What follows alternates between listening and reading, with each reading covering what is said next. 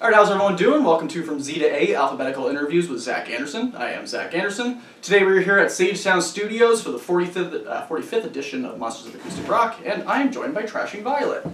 Hi. Hello. Thanks so much for being on the show. Please introduce yourselves and your instruments. I am Marisa. I'm Marisa Minnie, and I'm a singer and I play guitar. I'm Nick. I play the drums and I sing. I'm Anna. I play guitar and I sing a little. I'm Doug. I have a bass with me, so I guess I'm the bass player. Alright. So I'm going to ask you the difficult questions as long as it's something to do with the letters of your band name. So we'll start with T. How did Trashing Violet form? Any memorable moments from your first gig together? Oh, gosh. Do you want to take this or should I? Go for it. Okay. Well, for years, I moved to Connecticut from Brooklyn, and I took some time off music, and, I did the whole mom thing. I have two very young sons, ages 7 and 6, and, it'd be just sad. I'd go out on my porch with my mug of tea by myself, and I'd be like, damn, I just miss playing in a band. So I was like, universe, I don't know how this is going to happen. I don't know anybody who's not in a cover band already or who wants to be in a band. Somehow help me find people. And then Anna messaged me. And I found her.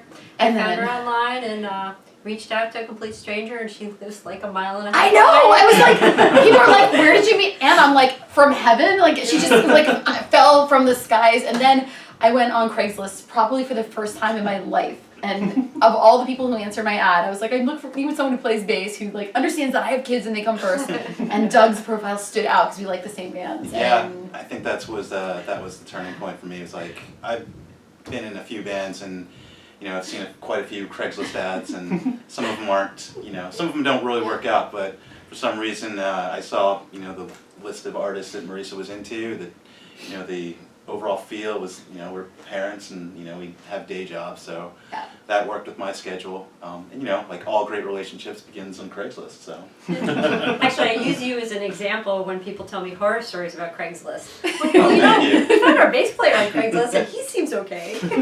Jury's He's still great, out. actually. Yeah. And then Nick, Yeah, I'm best friends with his older brother Jason, and he's like, "Oh, my brother plays drums." I was like, "Nick, really? Yeah. He does?" We connected through Facebook, Yes. and here we are. I know. Alright. Now, do you guys have anything that's required of you to do before a gig to get ready? Like, do you have any pre-show rituals? You don't say. Brought some props with us. Just kidding. I don't know. Do we meditate? Anybody meditate here? You do, all right. Yeah, I do. I don't think we have any rituals except for maybe a shot or something. But Have a I drink. do think the van ride has kind of become our bonding ritual before a gig. I would agree with that, yeah, for And- sure. We didn't do it tonight, and I feel a little out of sorts a little bit. Yeah, then we drove separately. But the van is definitely. Yeah. Alright. Yeah, the GMO. I do meditate, actually, though. Alright. How much does an audience affect your set? Do you tend to plan things out ahead of time and stick with it, or improvise or change things up on the fly depending on how they react to certain songs? I can speak for myself. I definitely vibe off the audience. If people are there and they're super charged up about the music, it just makes just shoots me out. I just go nuts off that energy. It's infectious. It's awesome. I don't think we've ever changed the set, but we've definitely fed off that, and I think our set's gotten better as the audience has gotten more into it. I think we pick different set lists depending on where we're playing or who we're playing for. Like tonight we're playing acoustic, so we try to pick songs that Right. fit Yeah. that and work towards that. Next time if we're playing a more, electric set, Yeah. we have some songs that we held back tonight. Right. And does it tend to fall on one person to make the set list, or is it a collaborative effort? Does it change depending on the show? Marisa usually Oh. makes a set list. And Nick And edits then we it. we change kind of it. edit and take a look. I'm very indecisive, as anybody who knows me knows. And Nick is very good at making decisions. So no, this is actually what we're playing. I'll be like, okay, it's great. All right.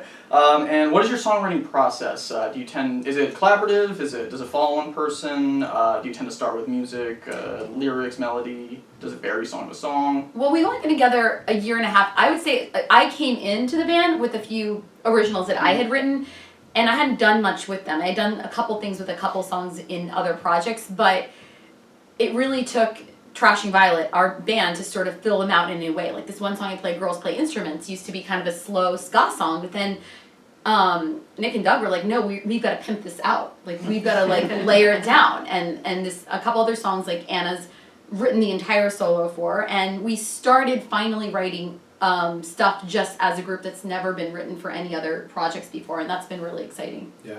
I think it's definitely a collaborative process. I mean, as Marisa mentioned, you know, it's we all bring our unique sounds to the table and try and work on stuff together in rehearsal. As far as like the lyrics, though, I mean, Marisa obviously her career is based around writing, so she's best suited to you know, crafting words, as it were. All right. Thank you. And and what would you say has been your the highlight of your musical career together so far? Please go ahead. It's a great question. Well, really, for me, it's been the way we've gelled. I mean, Yeah. we kind of found the first bass player and the first drummer, and then we found each other. Right. But it couldn't have been more perfect. Total And I love the serendipity. way that we interact with one another, for sure. I think we just like, yeah, enjoy hanging out. You know. I think we're all excited just to be playing out at this point. I think a year ago, I don't know that any of us were really like, oh, I'm not going to get to play out, you know. Originally we got together, we were just going to play every week and hang out, and then Yeah. we were like, well, maybe we'll take this on the road, you know. So that's just an added benefit to getting to hang out together and make some music.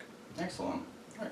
And I like to end all my interviews with 3 interesting or random facts about yourselves that many people may not know. We'll narrow it down to 1 per person. Okay. Let's see. So I'm probably not a very interesting person, but I guess, I mean, I won my spelling bee in 7th grade, so I feel like that's a pretty good accomplishment. Do you remember the word that you won with? I don't. But yeah, now spelling typos, they always just nag at me a little bit. I belong to a fireworks club. Okay. Kind of fun. Marisa wanted me to share that I always clean the mics. Mm-hmm. She likes to give me a hard time for that. With baby wipes. So it does As long as it nothing. gets something. She thought that would be something strange to share. There's nothing that gets disinfected, but it's nice and soft. Yeah. It's disinfected. It smells powdery fresh, yeah. Nobody complains. I'm formerly a competitive athlete, Okay. lettered varsity athlete in high school. Excellent.